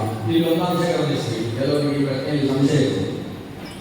ಊಟವನ್ನು ಮಡಿಯಲ್ಲಿ ಮಾಡಬೇಕು, ಈ ಬಗ್ಗೆ ಯಾರಿಗೂ ಸಂಶಯ ಇಲ್ಲವಲ್ಲ? ಭೋಜನವನ್ನು ಕೂಡ ಮಡಿಯಲ್ಲಿ ಮಾಡಬೇಕು. ಯಾಕಂದರೆ ಊಟ ಅಂದರೆ ಅದು ತೊಟ್ಟಿಯಲ್ಲಿ ಕಸ ತುಂಬಿಸುವ ಕೆಲಸ ಅಲ್ಲ, ಅದೊಂದು ಯಜ್ಞ. ಸಂಸ್ಕೃತದಲ್ಲಿ ವೇದದಲ್ಲಿ ಅದನ್ನು ಪ್ರಾಣಾಗ್ನಿಹೋತ್ರ ಅಂತ ಕರೆದಿದ್ದಾರೆ. ಊಟವನ್ನು ಭೋಜನ ಅನ್ನುವ ಶಬ್ದದಿಂದಲೂ ಬೇರೆ ಕರೆಯಲಿಲ್ಲ. ವೇದದಲ್ಲಿ ಅಕಸ್ಮಾತ್ ಭೋಜನ ಅನ್ನೋ ಶಬ್ದ ಬಂದರೆ ಅದಕ್ಕೆ ದೇವರು ಅಂತ ಅರ್ಥ. ಭಾದಿಷ್ಟರು ಭೋಜನ ಭೋಗ ಅಂತ ಕರೆಸಿಬಿಟ್ಟ ದೇವರು. ತತ್ಸಾ ವಿದುರುಪೀಣಿ ಮಹಿ ವಯಂ ದೇವಸ್ಯ ಭೋಜನ. ಭೋಜನ ಶಬ್ದದಲ್ಲಿ ಬರ್ತದೆ. ಊಟ ಎಂಬ ಅರ್ಥದಲ್ಲಿ ಭೋಜನ ಶಬ್ದದ ಬಳಕೆ ಇಲ್ಲ. ಊಟ ಎಂಬ ಅರ್ಥದಲ್ಲಿ ವೇದದಲ್ಲಿ ಯಾವ ಶಬ್ದ? ಪ್ರಾಣಾಗ್ನಿಹೋತ್ರ. ಪ್ರಾಣಾಗ್ನಿಹೋತ್ರ ಹೋತಿ ಇಲ್ಲ, ಪ್ರಾಣಾಗ್ನಿಹೋತ್ರ ಶಬ್ದ. ಅಂದರೆ ಇದೊಂದು ಅಗ್ನಿಹೋತ್ರ. ಉದರದಲ್ಲಿ ವೈಶ್ವಾನರನಾದ ಭಗವಂತ ಜಠರಾಗ್ನಿಯಿಂದ ಕರೆಸಿಕೊಂಡಿದ್ದಾನೆ. ಆ ವೈಶ್ವಾನರೋಧುತ್ವ ಪ್ರಾಣಿನ ದೇಹಮಾಶ್ರಿತ ಪ್ರಾಣಾಪಾನಭವನಯುಕ್ತ ಭಗಾಮ್ಯನ್ನ ಚತುರ್ವಿಧಂ. ಪ್ರಾಣ ಅಪಾನ ವ್ಯಾನ ಉದಾನ ಸಮಾನ ಅಂತ ಹೇಳುವ ಪ್ರಾಣನ ರೂಪದ ಜೊತೆಗೆ ಭಗವಂತನ ಪಂಚರೂಪಗಳು ಜೊತೆಗಿದ್ದು ಹಾಕಿದ ಅನ್ನ ಆಹುತಿಯನ್ನು ಆತ ಪಚನ ಮಾಡಿ ಶರೀರದಲ್ಲಿ ಶಕ್ತಿಯನ್ನು ತುಂಬಿಸ್ತಾನೆ. ಇದು ಸ್ಥಿತಿ ಅಲ್ವಾ? ಹಾಗಾದರೆ ಉದರದಲ್ಲಿರುವ ದೇವರಿಗೆ ಆಹುತಿ ಕೊಡುವ ಪ್ರಕ್ರಿಯೆ ಭೋಜನ ಅಂತಾದಾಗ ನಾವು ಅನೇಕ ವಿಷಯಗಳನ್ನು ಗಮನಿಸಬೇಕು. ನಾವು ಕುರ್ಚಿಯಲ್ಲಿ ಕೂತ್ಕೊಂಡು ದೇವರನ್ನು ಊಟ ಮಾಡುವುದು ಸರಿಯೋ ಅಂತ ಹೆಂಗಸರಿಂದ ಪ್ರಶ್ನೆಗಳಿಗೆ ಆಗಲೇ ಕೂತಿರುವ ಸಾಧ್ಯತೆ ಇರ್ತದೆ. ಇದು ಯಜ್ಞ ಅಂತಾದಾಗ ಅದನ್ನು ನಾವು ತೀರ್ಮಾನಿಸಬೇಕು, ಮಾಡಬಹುದ? ಹೇಗೆ ಕುರ್ಚಿಯಲ್ಲಿ ಕೂತ್ಕೊಂಡು ದೇವರಲ್ಲಿ ಅಗ್ನಿಯನ್ನು ಇಟ್ಟಿಗೆ ಇಟ್ಟು ಹೋಮ ಮಾಡಿ ಅಗ್ನಿ ಸ್ವಾಹ ಉಂಟ ಇಲ್ವಲ್ಲ? ಹಾಗಾದರೆ ಹೋಮ ಅನ್ನುವ ಪ್ರಕ್ರಿಯೆ ಹಿನ್ನೆಲೆಯಲ್ಲಿ ಯಜ್ಞದಲ್ಲಿ ಏನೇನು ವಿಧಾನಗಳುಂಟು? ಯಜ್ಞದಲ್ಲಿ ಅಧಿದೇವ ಮನ್ಯಸ್ವ ಅನ್ನೋ ಪರಿಷೇಕಾದಿ ವಿಧಾನಗಳುಂಟು. ಯಜ್ಞದಲ್ಲಿ ಪ್ರಾಣಾಯ ಸ್ವಾಹ ಅಪಾನಾಯ ಸ್ವಾಹ ಸ್ವಾಹಾಕಾರಗಳುಂಟು. ಇದನ್ನು ಉಪನೀತನಾದ ವ್ಯಕ್ತಿ ಈ ವಿಧಿಯ ಪ್ರಕಾರ ಮಾಡಬೇಕು. ಉಪಾಯನ ಇಲ್ಲದೇ ಇದ್ದಂತಹ ವ್ಯಕ್ತಿಗಳು ಕೂಡ ಇದೊಂದು ಯಜ್ಞ ಎಂಬ ಭಾವನೆ ಮಾತ್ರದಿಂದ ಆ ಕರ್ಮವನ್ನು ಮಾಡಬೇಕು. ಹೇಗೆ ಉಪನಯನ ಆಗಿದ್ದ ವ್ಯಕ್ತಿ ಸಂಧ್ಯಾವಂದನೆಯನ್ನು ಮಾಡ್ತಾನೆ, ಉಪನಯನ ಆಗದೇ ಇದ್ದ ಸ್ತ್ರೀಯರು ಅಥವಾ ಮಕ್ಕಳು ದೇವರಂತೆ ಭಜನೆ, ದೇವರ ಸ್ತೋತ್ರ ಪಠನ, ದೇವರ ದೀಪವನ್ನು ಚೆನ್ನಾಗಿ ಹಚ್ಚಿ ದೇವರಿಗೆ ನಮಸ್ಕಾರ ಮಾಡುವಂತಹದ್ದು ಈ ವಿಧಾನ ನಡೆಸಬೇಕು. ಹಾಗೆ ಪ್ರಾಣಾಗ್ನಿಹೋತ್ರದ ವಿಧಾನದಲ್ಲೂ ಕೂಡ ಸ್ತ್ರೀಯರು ಇದೊಂದು ಯಜ್ಞ ಅನ್ನುವ ಭಾವದಿಂದಲೇ ಕರ್ಮಾನುಷ್ಠಾನವನ್ನು ನಡೆಸಬೇಕು. ಇದು ಶಾಸ್ತ್ರದ ಆದೇಶ ಇರುವಂತ. ಹಾಗಾದರೆ ಭೋಜನ ಯಜ್ಞ ಅನ್ನುವುದು ಮಡಿಯಲ್ಲಿ ನಡೆಸಬೇಕಾದದ್ದು ಅನ್ನೋದು ಸ್ಪಷ್ಟವಾಯಿತು. ಮಡಿ ಯಾವುದು? ಶುದ್ಧವಾದ ವಸ್ತ್ರ. ಮಾಮೂಲಾಗಿ ನಾವು ಓಡಾಡ್ತಾ ಇದ್ದಂತಹ ವಸ್ತ್ರವನ್ನು ಬಿಟ್ಟು ಬೇರೊಂದು ಶುದ್ಧವಾದ ವಸ್ತ್ರವನ್ನು ಕೊಟ್ಟಿದ್ವಿ. ಭೋಜನ ಆದಮೇಲೆ ಮತ್ತೆ ವಸ್ತ್ರಾಂತರವನ್ನು ನಡೆಸಬೇಕು. ಇದು ಶುದ್ಧ ವಿಪ್ರ ಸದಾಚಾರ ಅಂದರೆ ಬ್ರಾಹ್ಮಣರ ಶುದ್ಧ ಸದಾಚಾರ. ಬರೀ ಬ್ರಾಹ್ಮಣರಲ್ಲಿ ಮಾತ್ರ ಅಲ್ಲ, ಕ್ಷತ್ರಿಯರಲ್ಲೂ ಇದೇ ವಿಧಾನ ಇದ್ದದ್ದನ್ನು ನಾವು ಶಾಂತಿ ಪರ್ವದ ಭೀಷ್ಮಾಚಾರ್ಯರ ಮಾತಿನಲ್ಲಿ ಕಾಣ್ತೇವೆ. ಅಂದರೆ ಊಟದಲ್ಲಿ ಶುದ್ಧವಾದ ವಸ್ತುವನ್ನು ಭೋಜನ ನಡೆಸುವುದು ಅಂತ. ಅದಕ್ಕೋಸ್ಕರ ಸಾಮಾನ್ಯ ಅನುಷ್ಠಾನಶೀಲರ ಮನೆಯಲ್ಲಿ ದೇವರ ಪೂಜೆಯ ಒಂದು ರೇಷ್ಮೆಯ ವಸ್ತ್ರ ಬೇರೆ ಇರ್ತದೆ, ಊಟಕ್ಕೋಸ್ಕರ ರೇಷ್ಮೆಯ ವಸ್ತ್ರ ಬೇರೆ ಇರ್ತದೆ. ಘಟ್ಟದ ಮೇಲಿನ ಸಂಪ್ರದಾಯದಲ್ಲಿ ಸ್ತ್ರೀಯರಿಗೂ ಕೂಡ ಊಟಕ್ಕೋಸ್ಕರ ಒಂದು ಪ್ರತ್ಯೇಕ ಮಾಡಿರ್ತದೆ. ಅವರು ಅದನ್ನು ಕಟ್ಟೆ ಹಾಕಿಕೊಂಡು ಉಟ್ಟುಕೊಂಡೇ ಕೂತ್ಕೊಂಡು ಭೋಜನ ಮಾಡ್ತಾರೆ. ನಮ್ಮಲ್ಲಿ ಆ ಸಂಪ್ರದಾಯ ಬಿಟ್ಟು ಹೋಗಿದೆ. ಆದರೂ ಊಟದ ಕಾಲದಲ್ಲಿ ಅಶುಚಿಯಾದ ಬಟ್ಟೆಯನ್ನು ಭೋಜನ ಇಲ್ಲ. ನಮ್ಮ ಹಬ್ಬ ಅವರು ಕೇಳಿದ ಪ್ರಶ್ನೆ ಏನಂದ್ರೆ, ಆ ಊಟಕ್ಕೋಸ್ಕರ ಪ್ರತ್ಯೇಕವಾಗಿ ಇಟ್ಟುಕೊಂಡಂತಹ ಏನು ವಸ್ತ್ರ ಇದೆ ಆ ವಸ್ತ್ರವು ಕೂಡ ಅಶುಚಿಯಾಗಿರುವುದರಿಂದ ಒಂದು ದಿವಸ ಮತ್ತೆ ಬೇರೆ ಆಗಬೇಕು ಅಂತ ಅದು ಇಲ್ಲ. ನಾವು ಊಟಕ್ಕೋಸ್ಕರ ಅಂತ ಬಳಸಬೇಕಂತಹ ಬಟ್ಟೆ ಏನಿದೆ ಆ ಬಟ್ಟೆ ಅದು ದುರ್ವಾಸನೆ ಬರ್ತದೆ ಅಂತ ಮನಸ್ಸಿಗೆ ಅನಿಸಿದರೆ ಆವಾಗ ಅದನ್ನು ಶುದ್ಧೀಕರಿಸ್ತೀವಿ. ಇಷ್ಟೇ. ಸಾಮಾನ್ಯವಾಗಿ ಒಂದು ವಾರದಲ್ಲಿ ನಾವು ಸಪ್ತಾಹ ಅಂತ ನಾವು ಮನಸ್ಸಿನಲ್ಲಿ ಇಟ್ಬಿಟ್ಟ ಧರ್ಮಶಾಸ್ತ್ರ ಹೇಳಿಲ್ಲ. ಸಪ್ತಾಹ ಅದು ಏನಾಗ್ತದೆ ಗೊತ್ತಾ, ನಾವು ಬಟ್ಟೆ ಇಟ್ಟಿರ್ತೇವೆ, ಬಿಸಿ ಬಿಸಿ ಸಾರು ಬಳಸ್ತಾರೆ ಮನೆಯವರು ಸ್ವಲ್ಪ ಬಿಸಿ ಬಿಸಿ ಆಹಾರ ಹಾಕಿದ್ರೆ ಖುಷಿ ಆಗ್ತದೆ. ಆ ಬಿಸಿ ಸಾರು ಆದಾಗ ಅದರಲ್ಲಿ ಹೊಗೆ ಬಂದಂತೆಲ್ಲ ಮೈಗೆ ಎಲ್ಲ ತಾಗ್ತದೆ. ತಾಗಿದಾಗ ಆ ಸಾರು ಕೂಡ ಶರೀರದಲ್ಲಿ ಸೇರಿಕೊಳ್ಳುತ್ತದೆ. ಇದನ್ನು ಅವಲೋಕನೆ ಮಾಡಬಹುದು. ಏನಾದ್ರು ಒಗ್ಗರಣೆ ಹಾಕುವಾಗ ಪಕ್ಕದಲ್ಲಿದ್ದ ವಸ್ತ್ರ ಸೀರೆ ನೋಡಿದ್ರೆ ಆಮೇಲೆ ಸೀರೆ ನೀರು ನೋಡಿದ್ರೆ ಒಗ್ಗರಣೆ ವಾಸನೆ ಬರ್ತಾ ಇದೆ. ಅಂದ್ರೆ ಒಗ್ಗರಣೆಯ ವಿಷಯ ತಲೆಗೆ ಹಾಕುತ್ತೆ ಅಂತ. ಹಾಗೆ ನಾವು ಒಂದು ವಾರ ಒಂದು ಬಟ್ಟೆ ಬಿಟ್ಟು ದಿವಸ 2 ಹೊತ್ತು ಊಟ ಮಾಡುವುದಿಲ್ಲ. ಒಂದು ವಾರದ ಮೊದಲು ದಿವಸ ನೋಡಿ ಅದು ಕೂಡ ಸಾರು ಹುಳಿ ವಾಸನೆ ಬರ್ತದೆ. ಅದಕ್ಕೆ ಅಂಟಿಕೊಳ್ಳುವುದಿಲ್ಲ. ಆದರೆ ಅದು ವಾತಾವರಣದಲ್ಲಿ ಅದರ ಗಾಳಿಯ ಸಂಪರ್ಕದಿಂದಾಗಿ ಅದು ಸ್ಪರ್ಶ ಆಗ್ತದೆ. ಅದಕ್ಕೋಸ್ಕರ ಒಂದು ವಾರದಲ್ಲೊಮ್ಮೆ ಶುದ್ಧೀಕರಿಸುವುದು ಅಷ್ಟಾದರೂ ಒಂದು ಶುದ್ಧಿ ನಡೆಯುತ್ತೆ. 15 ದಿವಸಕ್ಕೊಂದು ಸಲ ಕಂಪಲ್ಸರಿ ಶುದ್ಧಿ ಮಾಡಲೇಬೇಕು, ಇಲ್ಲವರಿಗೆ ಶುದ್ಧಿ ಬರುವುದೇ ಇಲ್ಲ. ಇದು ಸ್ಥಿತಿ. ಅಂದರೆ ಈ ವಾರಕ್ಕೊಮ್ಮೆ ಶುದ್ಧೀಕರಿಸುವುದು ಉತ್ತಮ, 15 ದಿವಸಕ್ಕೆ ಶುದ್ಧೀಕರಿಸುವುದು ಮಧ್ಯಮ ಅಧಮ ಈ ರೀತಿಯಲ್ಲಿ ಅದೇ ನಡೀತು 15 ದಿವಸ ಶುದ್ಧಿ ಮಾಡಲೇಬೇಕು. ಅದು ಮಾಡಲೇಬೇಕು. ಬೇರೆ ದೇವರನ್ನು ಕಟ್ಟಿಟ್ಟ ವಸ್ತ್ರಕ್ಕೆ ಆ ವಿಧಾನ ಇಲ್ಲ. ನಾವು ಉಡುವ ಬಟ್ಟೆಗೆ ಮಾತ್ರ ಈ ವಿಧಾನ. ಕಟ್ಟಿಡುವ ಬಟ್ಟೆ ಧರ್ಮಶಾಸ್ತ್ರದಲ್ಲಿ ಅದನ್ನು ಹೇಳಿಲ್ಲ. ಅದು ನಿರಂತರ ಶುದ್ಧಿ. ಆದರೂ ಈಗ ಪೀಠಾಧಿಪತಿಗಳು ಅವರೆಲ್ಲ ಏನಾದರೂ ಅಶುದ್ಧಿಯ ಭಾವನೆ ಮನಸ್ಸಿಗೆ ತಪ್ಪೇ ಶುದ್ಧೀಕರಿಸ್ತಾರೆ. ಇಲ್ಲ ಹೋದರೆ ಒಂದು ವರ್ಷಕ್ಕೊಂದು ಸಲ ಶುದ್ಧೀಕರಣ ಆಗಲೇಬೇಕು ಅನ್ನೋ ವಿಧಾನ. ದೇವರು ನಮ್ಮ ಗೃಹಸ್ಥರಿಂದ ಅದೇ ವಿಧಾನ. ಈ ದಾವೆ ಇದೆ, ಅದು ಗಾಳಿಯಿಂದ ಸಿಗ್ತದೆ ಅಂತ ಹೇಳಿದಾಗ ಆ ದಾವೆ ಕುತ್ಕೊಂಡಾಗ ಅದಕ್ಕೆ ಸೂತ್ರದ ವಾರ್ತೆ ಕೇಳಿ ಕುತ್ಕೊಂಡು ಮಾಡ್ತಾ ಇರ್ತೀವಿ. ಸೂತ್ರದ ವಾರ್ತೆ ಕೇಳ್ಕೊಂಡು ಚೆನ್ನಾಗಿ ಅವಾಗ ಅದು ಗಾಳಿಗೆ ಸಿಕ್ಕಾಗುತ್ತೆ, ತೊಳಿಬೇಕು ಬರ್ತದೆ. ಏನಾದಾಗ ದಾವಳಿ ಉಟ್ಕೊಂಡು ನಾವು ಚೆನ್ನಾಗಿ ಮಾಡ್ತಾ ಇರ್ತೀವಿ, ನಮ್ಗೆ ಸೂತ್ರ ಸತ್ಯ ಬಂದ್ಬಿಡುತ್ತೆ. ಸುದ್ದಿ ಬಂದ್ಬಿಡುತ್ತೆ, ಕೇಳಿಬಿಡ್ತೀವಿ ನಾವು. ಆವಾಗ ದಾವಳಿ ನಾವು ಈ ಸೂತಕದ ವಿಷಯ ಬಂದಾಗ ನಾವು ಯಾವ ಬಟ್ಟೆಯಲ್ಲಿದ್ದೇವೋ ಆ ಬಟ್ಟೆ ಸಹಿತವಾಗಿ ಸ್ನಾನ ಮಾಡಬೇಕು ಅನ್ನೋದು ವಿಷಯ. ಇದಕ್ಕೆ ಸಚೇಲ ಸ್ನಾನ ಅಂತ ಹೇಳ್ತಾರೆ. ಶುದ್ಧ ಮಾತ್ರ ಅಂದರೆ ಶ್ರವಣ ಮಾಡಿದ ಕೂಡಲೇ ಸಚೇಲ ಸ್ನಾನ, ಇದು ಧರ್ಮಶಾಸ್ತ್ರದಲ್ಲಿ. ಅದು ಎಷ್ಟಕ್ಕೆ ಯಾವುದಕ್ಕೆ ಸ್ನಾನ ಮಾತ್ರದಿಂದ ಶುದ್ಧಿಯೋ ಅಂತಹ ಅಶುದ್ಧಿಯೂ ಅದೇ ರೀತಿ. ಅಶುದ್ಧಿಯಲ್ಲಿ ಅನೇಕ ವಿಧಾನ ಇದೆ ಅಲ್ವಾ. 10 ದಿವಸದ್ದುಂತಿದೆ, 3 ದಿವಸದ್ದುಂತಿದೆ, ಪಕ್ಷಿ ಅಂತ ಹೇಳುವ ವಿಧಾನ ಇದೆ, ಏಕಾಹ ಅಂತಿದೆ. ನನಗೆ ಸ್ನಾನ ಮಾತ್ರ ಶುದ್ಧಿ ಇದೆ, ಅಶುದ್ಧಿ ಅನ್ನೋದು ಅದು ಅಶುದ್ಧಿಯಾಯಿತು ಅಂತ ಹೇಳಿ ಮಾಡುವಂತಹ ಸ್ನಾನ ಅಲ್ಲ. ಮತ್ತೆ ಯಾವ ಮೃತ ಆತ್ಮ ಇದೆ ಅದರ ಬಗ್ಗೆ ನಮಗೆ ತಿಳಿದ ಕೂಡಲೇ ನಮಗೆ ಪರಿಚಿತವಾದದ್ದು ನಮ್ಮ ಸಂಪರ್ಕದಲ್ಲಿದ್ದ ಚೇತನಾಂತ ಪಕ್ಷದಲ್ಲಿ ಅದರ ಶಾಂತಿಗೋಸ್ಕರ ನಾವು ತಣ್ಣೀರಿನಲ್ಲಿ ಸ್ನಾನ ಮಾಡುವಂಥ ಇದು ದೊಡ್ಡ ಪುಣ್ಯದಾಯಕ ಅಂತ ಹೇಳ್ತಾರೆ. ಅಶ್ವಮೇಧ ಫಲಂ ತುಲ್ಯಂ. ನೀವೊಂದು ಅಶ್ವಮೇಧ ಮಾಡಿದ್ರೆ ಪುಣ್ಯವು ಒಬ್ಬ ಆತ್ಮದ ತೃಪ್ತಿಗೋಸ್ಕರ ಆ ವಿಷಯ ಕೇಳಿದಾಗ ನೀರಿನಲ್ಲಿ ಮುಳುಗುವುದು ಅಥವಾ ನೀರು ಬಯಲುಕೊಳ್ಳುವುದು. ಅದು ಮಧ್ಯರಾತ್ರಿ ವಿಷಯ ಗೊತ್ತಾಗುವುದಾದರೂ ಕೂಡ ಬಾವಿಕಟ್ಟೆಯ ಹತ್ತಿರ ಒಂದು ದೀಪ ಇಟ್ಟುಕೊಂಡು ಅಗ್ನಿ ಸಾಕ್ಷಿಕವಾಗಿ ಬಾವಿಗೆ ಒಂದು ಕಲ್ಲು ಹಾಕಿ ಆಮೇಲೆ ಕಲ್ಲು ಹಾಕಿದ್ರೆ ಮೊಸಳೆಯೋ ಮೀನು ಅವುಗಳೆಲ್ಲ ನಿದ್ದೆ ಮಾಡ್ತಾ ಇದ್ದದ್ದು ನಮ್ಮ ಪಾತ್ರೆಯಲ್ಲಿ ಬರಬಾರ್ದು ಅಂತ ಅದಕ್ಕೋಸ್ಕರ ಒಂದು ಕಲ್ಲು ಹಾಕಿ ವರುಣನನ್ನು ಎಬ್ಬಿಸಿ ಆಮೇಲೆ ನೀರು ತೆಗೆದು ಸ್ನಾನ ಮಾಡಬೇಕು. ಇದರಿಂದ ಆತ್ಮಕ್ಕೆ ತೃಪ್ತಿ ಅಂತ ಈ ವಿಧಾನ ಇದೆ. ಅಂದರೆ ಅದು ಅಶುಚಿಯ ಉದ್ದೇಶ. ನೀವು ಒಂದು ವೇಳೆ ಪೂರ್ಣ ವಸ್ತ್ರ ಅಥವಾ ದಾವೆ ಉಟ್ಟುಕೊಂಡಿದ್ರೂ ಕೂಡ ಆ ಹೊತ್ತಿಗೆ ಸಹಿತವಾಗಿ ಸ್ನಾನ ಆಗಿದೆ. ಸಚೇಲ ಸ್ನಾನ ಅಂತ ಹೇಳಿದ್ರೆ ಮೈಯಲ್ಲಿದ್ದ ಬಟ್ಟೆಯನ್ನು ವ್ಯತ್ಯಾಸ ಮಾಡಿ ಆ ಬಟ್ಟೆಯ ಜೊತೆಗೆ ನೀರಿನಲ್ಲಿ ಮುಳುಗುವುದು ಅಂತ ಅರ್ಥ ಮಾಡಲೇಬೇಕು. ಈ ಆಯುಷ್ಕರ್ಮಕ್ಕೆ ಹೋಗ್ತೀವಿ, ಹೋದಾಗ ಜನಿವಾರ ಬದಲಾಗಿ ಕೆಲವು ಮಾಡೋ ಸ್ವಲ್ಪ ಇಟ್ಕೊಂಡಿದ್ದಾರೆ. ಆಯುಷ್ಕರ್ಮ ಆಯುಷ್ಕರ್ಮಕ್ಕೆ ಹೋದಾಗ ಜನಿವಾರ ಬದಲಾಯಿಸಬೇಕಂತ ಕ್ರಮ ಇದೆಯಾ ಅಥವಾ ಮಾರಾಕಾರ ಮಾಡ್ಕೊಂಡು ಹೋಗಿ ಮಾಡಿಸಿದ್ರೆ ಸಾಕಾಗುತ್ತೆ? ಇದರ ಬಗ್ಗೆ ಒಂದು 3 ನಿಮಿಷ ಮಾತಾಡ್ತೇನೆ. ಆಯುಷ್ಕರ್ಮ ಅಂತ ಹೆಸರು. ನಾವೆಲ್ಲ ಹೇಳ್ತೇವೆ ಇದೆಲ್ಲ ಅದೇ ಶಬ್ದ ಹೆಚ್ಚು ಪ್ರಸಿದ್ಧಿ. ನಾವು ಬಾಲ್ಯದಲ್ಲಿ ಕುಚ್ಚು ತೆಗೆಯುವುದು ಅಂತ ಹೇಳ್ತಾರೆ. ಕುಚ್ಚು ತೆಗೆಯುವುದು ಕ್ಷೌರ ಅನ್ನೋ ಶಬ್ದ ಸಂಸ್ಕೃತದ ಶಬ್ದ. ಹೆಚ್ಚು ಧರ್ಮಶಾಸ್ತ್ರದಲ್ಲಿ ಇರತಕ್ಕಂಥ ಶಬ್ದ ಆಯುಷ್ಕರ್ಮ ಅನ್ನೋ ಶಬ್ದ. ಕ್ಷೌರ ಅನ್ನೋ ಶಬ್ದವನ್ನು ಬಳಸ್ತಾರೆ. ಯಾಕಂದರೆ ಕ್ಷುರ ಅಂದರೆ ಆ ಚೂರಿ ಯಾವುದರಿಂದ ತೆಗಿತಾರೋ ಅದಕ್ಕೆ ಕ್ಷುರ ಅಂತ. ಕ್ಷುರದಿಂದ ಮಾಡುವಂಥದ್ದಕ್ಕೆ ಕ್ಷೌರ. ಕ್ಷೌರ ಅನ್ನೋ ಅರ್ಥ ಚೌಲ ಅನ್ನೋ ರೀತಿಯಲ್ಲಿ ಬಲಯೋಗಕ್ಕೆ ತಂದಿರತಕ್ಕಂಥ ಶಬ್ದ. ಇದಕ್ಕೆ ಆಯುಷ್ಕರ್ಮ ಅಂತ ಯಾಕೆ ಹೆಸರು ಅಂದರೆ ಒಳ್ಳೆಯ ದಿವಸ ನೋಡಿ ಮಾಡಿದರೆ ಆಯುಷ್ ವೃದ್ಧಿ ಆಗ್ತದೆ, ನಿಶ್ಚಿತ ದಿವಸಗಳಲ್ಲಿ ಮಾಡಿದರೆ ಆಯುಷ್ ಕಡಿಮೆ ಆಗ್ತದೆ. ಅದಕ್ಕೋಸ್ಕರ ಅದಕ್ಕೆ ಆಯುಷ್ಕರ್ಮ ಅಂತ ಹೆಸರು. ಸ್ಪಷ್ಟವಾಗಿ ವಿಧಾನ ಮಾಡಿದ್ದಾರೆ. ಏಕಾದಶ ಕ್ಷಮಯತೆ ಕ್ಷಿತಿದಸ್ತು ಮಾಸಾಂಗ ಸಪ್ತ ಆರ್ತಿ. ಕ್ಷಿತಿದ ಅಂತ ಹೇಳಿದ್ರೆ ಭೂಮಿಯ ಮಂಗಳ. ಮಂಗಳವಾರದ ದಿವಸ ಅವನು ಕ್ಷೌರ ಮಾಡಿದ ಅಂತಂದ್ರೆ ಅವಾಗ 11 ತಿಂಗಳು ಆಯುಷ್ಯ ಕಡಿಮೆ ಆಗ್ತದೆ. ಸಪ್ತ ಆರ್ಕಿ, ಆರ್ಕಿ ಅಂದರೆ ಅರ್ಕ ನಮಕ ಅಂದರೆ ಶನಿ. ಶನಿಯ ದಿವಸ ಮಾಡಿದರೆ, ಶನಿವಾರದ ದಿವಸ ಆಯುಷ್ಕರ್ಮವನ್ನು ಮಾಡಿದರೆ ಆಗ 7 ತಿಂಗಳು ಆಯುಷ್ಯ ಕಡಿಮೆ ಆಗ್ತದೆ.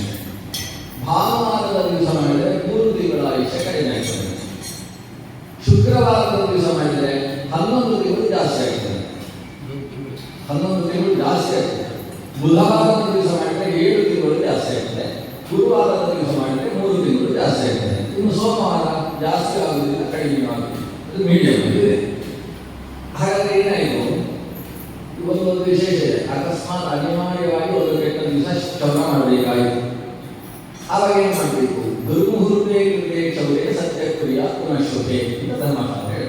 ಒಂದು ವೇಳೆ ಕೆಟ್ಟ ದಿವಸ, ತನ್ನ ಜನ್ಮ ನಕ್ಷತ್ರದ ದಿವಸ, ಇಂಥ ದಿವಸ ಒಂದು ಕ್ಷೌರ ಆಗಿ ಹೋದರೆ ಅಂದರೆ ಹೇಳಿದ ಹಾಗೆ ಕೆಲವೊಂದು ಪಿತೃಕರ್ಮದ ದಿವಸದಿಂದ ಅವತ್ತೇ ಕ್ಷೌರ ಮಾಡಬೇಕಾಗ್ತದೆ. ಆವಾಗ ಶುಭ ದಿವಸವನ್ನು ನೋಡಿ ಮತ್ತೆ ಮಾಡಿದರೆ ಅಲ್ಲಿ ಮೈನಸ್ ಆದಕ್ಕೆ ಪ್ಲಸ್ ಆಗ್ತದಲ್ಲ, ಅಡ್ಜಸ್ಟ್ ಆಗ್ತದೆ ಅಂತ ಅರ್ಥ.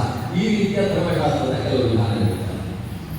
ಆಯುಷ್ಕರ್ಮ ಅನ್ನುವುದು ಮಾಡಿಕೊಂಡ ಮೇಲೆ ಅಶುಚಿ ಅನ್ನುವ ಸ್ಥಿತಿ ಅಲ್ವಾ. ಅಶುಚಿ ಅಂದರೆ ಏನು? ಅವನು ಅಸ್ಪೃಶ್ಯ ಅಷ್ಟೇ. ಅಸ್ಪೃಶ್ಯ ಅಂತ ಹೇಳಿದ್ರೆ ಅವನು ಯಾವ ವಸ್ತುವನ್ನು ಹುಟ್ಟು ಹಾಗೆ.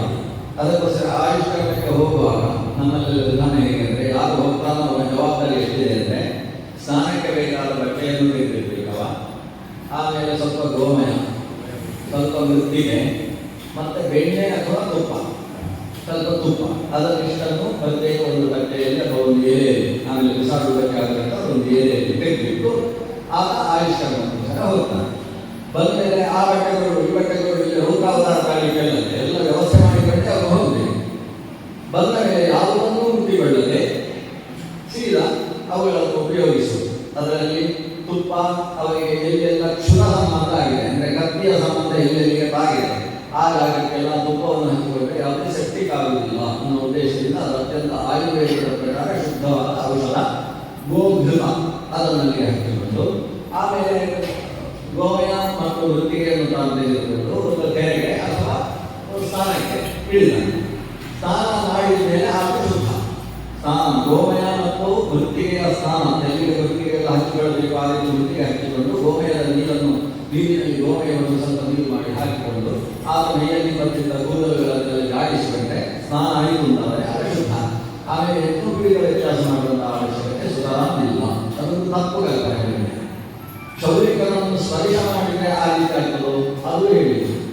ಯಜ್ಞೋಪವೀತವನ್ನು ವ್ಯತ್ಯಾಸ ಮಾಡುವ ಪ್ರಕರಣ ಒಟ್ಟು 6 ಪ್ರಕರಣಗಳನ್ನು ಹೇಳ್ತಾರೆ. ಆ 6 ಪ್ರಕರಣದಲ್ಲಿ ಇದು ಸೇರುವುದಿಲ್ಲ.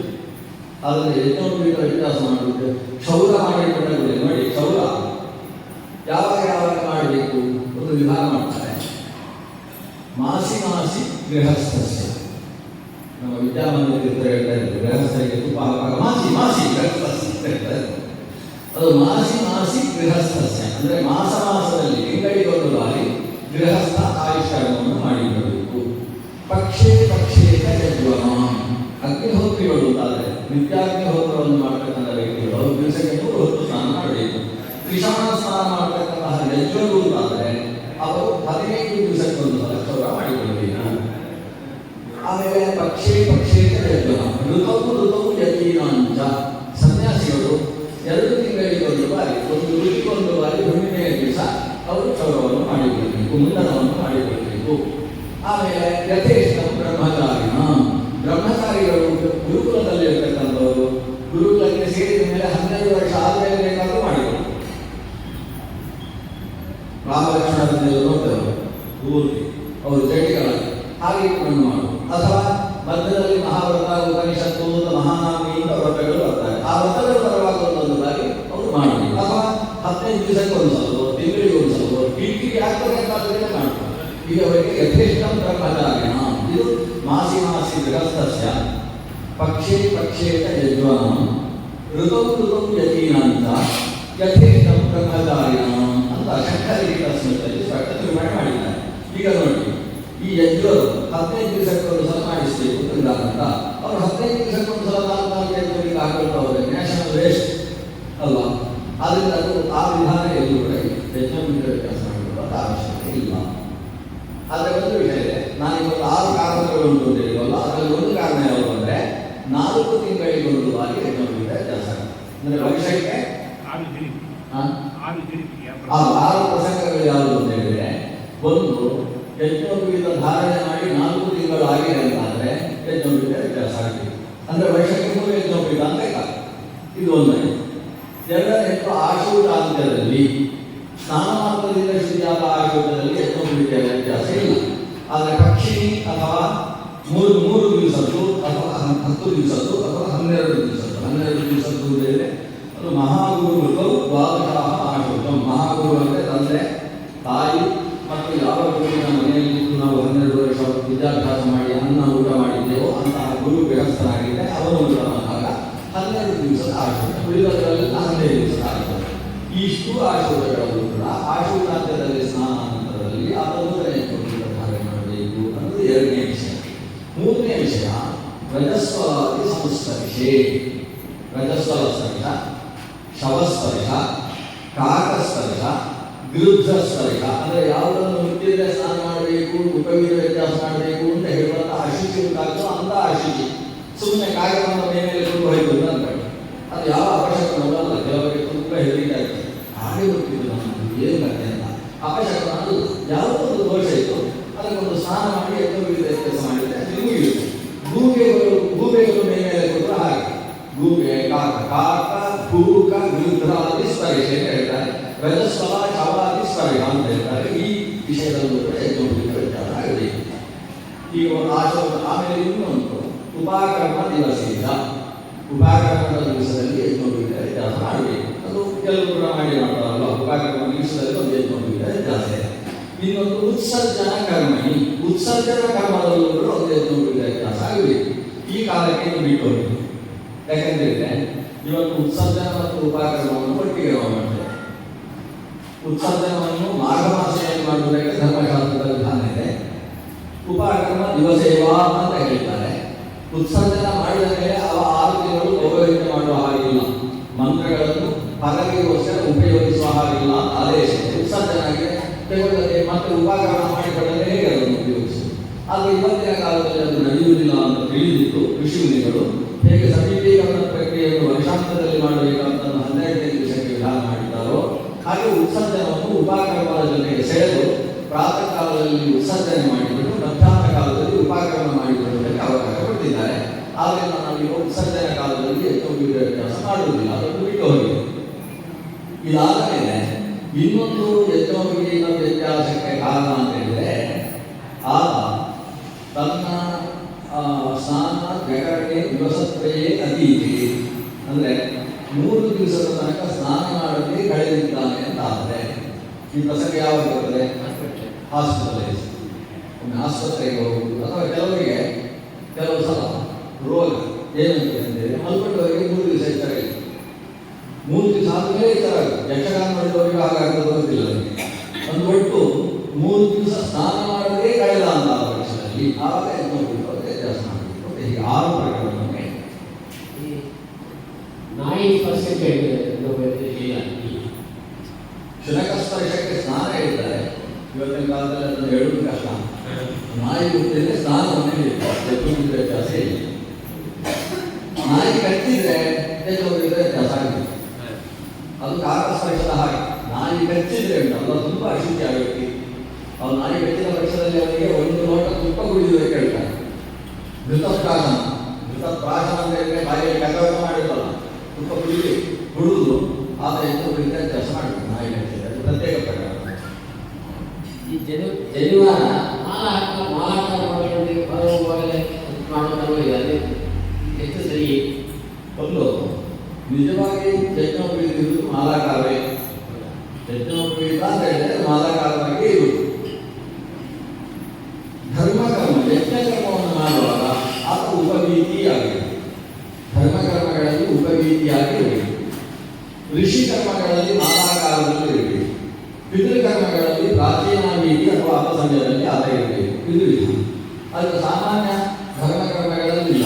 ಎಲ್ಲ ನಡ್ಕೊಂಡು ಹೋಗ್ತಾ ಇದ್ದಾರೆ, ಪರ್ವತಾರೋಹಣ ಮಾಡ್ತಾ ಇದ್ದಾರೆ. ಆವಾಗೆಲ್ಲ ಕೃಷ್ಣವನ್ನು ಉಪಯೋಗಿಯಾಗಿ ಇಟ್ಟುಕೊಳ್ಳುವುದಕ್ಕೆ ಪೂರ್ಣ ಮಟ್ಟದಲ್ಲಿ ಅವಕಾಶ ಇದೆ. ನಾವು ಮಹಾಭಾರತ ಮತ್ತು ನಮ್ಮ ಕಾಳಿದಾಸ ಮೊದಲಾದ ನಾಟಕಗಳನ್ನು ಎಲ್ಲ ಅಭ್ಯಾಸ ಮಾಡುವಾಗ ಇಲ್ಲಿ ಸ್ಪಷ್ಟವಾಗಿ ಕಾಣಿಸುತ್ತೆ. ಅವರು ಉಪವೀತವಾಗಿ ಯಾವತ್ತೂ ಉಪವೀತಿಗಳಾಗಿರುವುದಿಲ್ಲ. ಬಂದು ಆಗಮನಕ್ಕೆ ಕೂತ್ಕೊಳ್ಳುವಾಗ ಉಪವೀತಿ ಮಾಡಿಕೊಂಡು ಅವರು ಆಗಮನ ಮಾಡ್ತಾರೆ. ಅಲ್ಲಿ ಅವರಿಗೆ ಹೇಗಿರ್ತದೆ, ಮಾಲಾಕಾರವಾಗಿ ಇರ್ತದೆ ಅನ್ನೋದು ಕಾಣಿಸ್ತದೆ. ನಮ್ಮದೀಗ ಒಂದು ಸ್ವಲ್ಪ ಮಾಲಾಕಾರ, ಆಮೇಲೆ ಉಪವೀತಿ, ಎಷ್ಟು ಹೊತ್ತಿಗೂ ಉಪವೀತಿಯಾಗಿರುವುದಕ್ಕೆ ಅವಕಾಶ ಇದೆ. ಆದರೆ ಅಶುಚಿ ಆಗುವ ಸ್ಥಿತಿಯಲ್ಲಂತೂ ಉಪವೀತಿಯಾಗಿ ಇರಬಾರದು. ಉದಾಹರಣೆಗೆ ಮಲಮೂತ್ರ ವಿಸರ್ಜನಾ ಕಾಲದಲ್ಲಿ ಯಜ್ಞವನ್ನು ಮಾಲಾಕಾರ ಮಾಡಿಕೊಂಡು ಆತ ಕ್ರೀಡೆ ಹಾಕಿಕೊಂಡು ಮಾಡಬೇಕು. ಈ ಅಶುಚಿ ಆಗುವ ಕಾಲದಲ್ಲಿ ಈ ಶವದ ಮುಂದೆ ಹೋಗಿ ಶವಕ್ಕೆ ನೀರು ಹಾಕ್ತೇವಲ್ವ, ಶವದ ಬಾಯಿಗೆ, ಆವಾಗ ಪ್ರಾಚೀನ. ಶವಕ್ಕೆ ನಮಸ್ಕಾರ ಮಾಡ್ತೇವಲ್ವ, ಆವಾಗ ಮಾಲಾಕಾರ. ಬಟ್ ಅಂತಹ ಸಂದರ್ಭದಲ್ಲೂ ಕೂಡ ಉಪವೀತಿಯಾಗಿರುವುದಕ್ಕೆ ಅವಕಾಶ ಇಲ್ಲ. ಸ್ತ್ರೀಯರು ಈ ಕುದುರೆ ಗೋಪಿಗಳನ್ನ ಎಲ್ಲಿ ಕೆಲವು ಒಬ್ಬೊಬ್ಬರು ಹತ್ರ ಪ್ರಕರಣದಲ್ಲಿದ್ದಾರೆ. ಪ್ರಶ್ನೆ ಕೇಳ್ಬೋದು, ಏನು ಸಂಶಯ ಉಂಟು ನಮ್ಗೆ ಏನಾದ್ರು?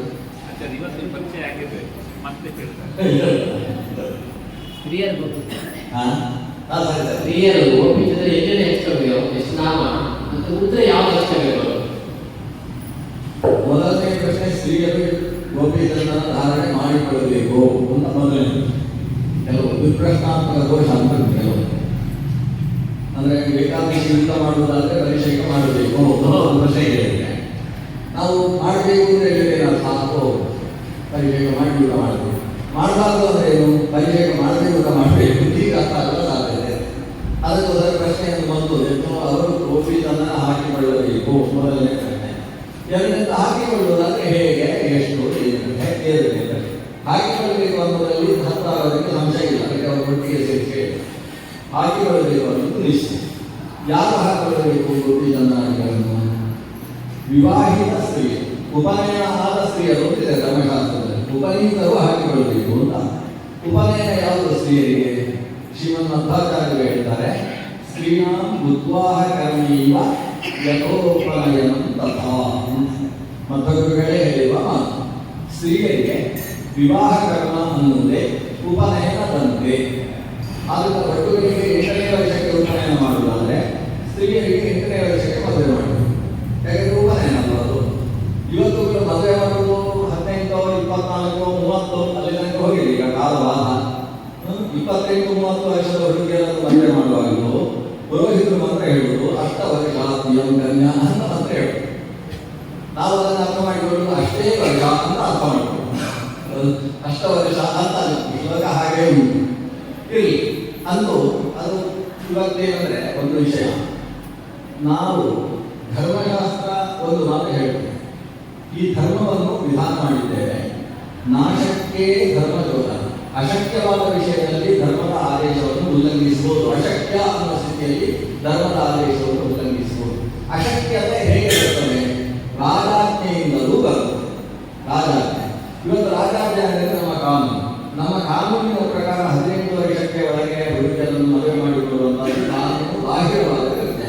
ಹಾಗಾಗಿ ರಾಜಾಜ್ಞೆ ಇರುವ ಕಾರಣದಿಂದ ಧರ್ಮಶಾಸ್ತ್ರವನ್ನು ನಾವು ಅಲ್ಲಿ ಆ ವಿಷಯದಲ್ಲಿ ಸಂಕೋಚಗೊಳಿಸಿಕೊಳ್ಳುವುದಕ್ಕೆ ಅವಕಾಶ ಇದೆ. ಅದರಿಂದ ವಿವಾಹವಾಯಿತು. ವಿವಾಹವಾದ ಮೇಲೆ ಅವರು ಧರ್ಮಕರ್ಮಗಳಲ್ಲಿ ಸಂಪೂರ್ಣ ಅಧಿಕಾರಿಣಿಯಾಗಿದ್ದಾಳೆ. ಹೇಗೆ ಒಬ್ಬ ಒಟ್ಟಿಗೆ ಉಪನಯನ ಆದ ಮೇಲೆ ಅವರು ನಿನ್ನೆ ಮಾಡಿದ ಅನ್ನವನ್ನು ಇವತ್ತು ಊಟ ಮಾಡುವುದಿಲ್ಲ. ಕನ್ಯಾಲ ಬೆನ್ನಾಲ ಅದು ಹೋಗಿದ್ದೀವಿ, ಅದೆಲ್ಲ ತನಕ ಉಪನಯನ ಆಗುವಲ್ಲ ತನಕ ಮಾತ್ರ ನಿನ್ನೆ ಅನ್ನವನ್ನು ಇವತ್ತು ತಿನ್ನುವುದು. ಅದು ಸ್ತ್ರೀಯರಿಗೂ ಅವಕಾಶ ಇದೆ. ಆದರೆ ವಿವಾಹವಾದ ಮೇಲೆ ಪ್ರಶಸ್ತ ಅಲ್ಲ. ಅವರು ಯಜ್ಞೋಪೀತ ಹಾಕಲಿಲ್ಲ ಅನ್ನೋದನ್ನು ಬಿಟ್ಟರೆ ಅವರ ಹೆಸರಿನಲ್ಲಿ ಯಜ್ಞೋಪೀತವನ್ನು ಘಟನೆ ಹಾಕಿಕೊಂಡಿದ್ದಾನೆ. ಆದ್ದರಿಂದ ನಾವೇನು ಬೇಕಾದರೂ ತಿನ್ಬೋದು ಅಂತ ಹೀಗೆ ಕೂತ್ಕೊಳ್ಳುವುದು ಅಷ್ಟು ಸಮಂಜಸವಾದ ಕ್ರಮ ಅಲ್ಲ. ನಿನ್ನೆಯ ಆಹಾರವನ್ನು ಇವತ್ತು, ಅಂದರೆ ಮುಸುರೆಯಾದ ನಿನ್ನೆಯ ಆಹಾರವನ್ನು ಇವತ್ತು ತೆಗೆದುಕೊಳ್ಳದೇ ಇರುವಂಥದ್ದು ಸರಿಯಾದ ಕ್ರಮ, ಧರ್ಮಶಾಸ್ತ್ರ ವಿಹಿತವಾದ ಕ್ರಮ. ಇವತ್ತು ಕೆಲವು ಕುಟುಂಬಗಳಲ್ಲಿ ನಿನ್ನೆ ಅನ್ನವನ್ನು ಇವತ್ತು ಸ್ತ್ರೀಯರು ಊಟ ಮಾಡುವಂಥದ್ದು ನಡೀತಾ ಉಂಟು. ಅವ್ರು ಯಾವಾಗ ಬಿಡ್ತಾರೆ ಅಂತಂದ್ರೆ ಋಷಿಪಂಚಮಿ ವ್ರತಾನುಷ್ಠಾನ ಮಾಡಿದ ಮೇಲೆ ಅದನ್ನು ಬಿಡ್ತಾರೆ. ಹಾಗೆ ಮಾಡಿ ಆಮೇಲೆ ನಾವು ಹೇಳಿ ಅಷ್ಟು ಪ್ರಶಾಸ್ತ್ರ ಅಲ್ಲ, ಧರ್ಮಶಾಸ್ತ್ರದ ಪೂರ್ಣಾನುಮತಿ ಅದಕ್ಕೆ ಇಲ್ಲ. ನಿನ್ನೆ ಆಹಾರವನ್ನು ಇವತ್ತು ಸ್ವೀಕರಿಸದೇ ಇರತಕ್ಕಂಥದ್ದು ಅಂದರೆ ಮುಸರೆ ಪದಾರ್ಥಗಳನ್ನು ಇವತ್ತು ಸ್ವೀಕರಿಸದೇ ಇರುವಂಥದ್ದು ಅತ್ಯಂತ ಯುಕ್ತವಾದದ್ದು ಸ್ತ್ರೀಯರಿಗೂ ಕೂಡ. ಹಾಗಾದರೆ ಸ್ತ್ರೀಯರಿಗೆ ಉಪನಯನ ಅಂತ ಹೇಳಿದ್ರೆ ವಿವಾಹ, ಅಲ್ಲಿಯ ತನಕ ಅವರಿಗೆ ಗೋಪಿಕಂದನಾದಿ ಧಾರಣೆಯ ವಿಧಾನ ಇಲ್ಲ.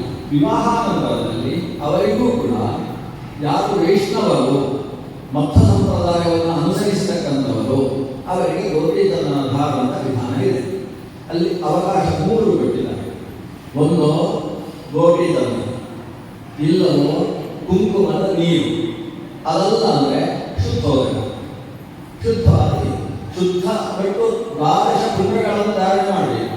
ದ್ವಾದಶ ಪುಣ್ಯಗಳನ್ನು ಧರಿಸುವುದಕ್ಕೆ ಇರತಕ್ಕಂಥ ವಸ್ತುವಿನಲ್ಲಿ ವ್ಯತ್ಯಾಸವನ್ನು ಹೇಳ್ತಾರೆ. ಒಂದು ಕುಂಕುಮೋದಕ ಅಂದರೆ ಕುಂಕುಮ ಅನ್ನೋದು 3-4 ಥರದಲ್ಲಿ ಬರ್ತದೆ. ವಾರ್ಷ ಕುಂಕುಮ ಅಂತ ಬೇರೆ ಬರ್ತದೆ, ಧಾತು ಕುಂಕುಮ ಅಂತ ಬೇರೆ ಬರ್ತದೆ, ಅರಿಶಿನ ಮತ್ತು ಸುಣ್ಣವನ್ನು ಮೇಲನೆ ಮಾಡಿರ್ತಕ್ಕಂಥ ಕುಂಕುಮ ಅಂತ ಬರ್ತದೆ.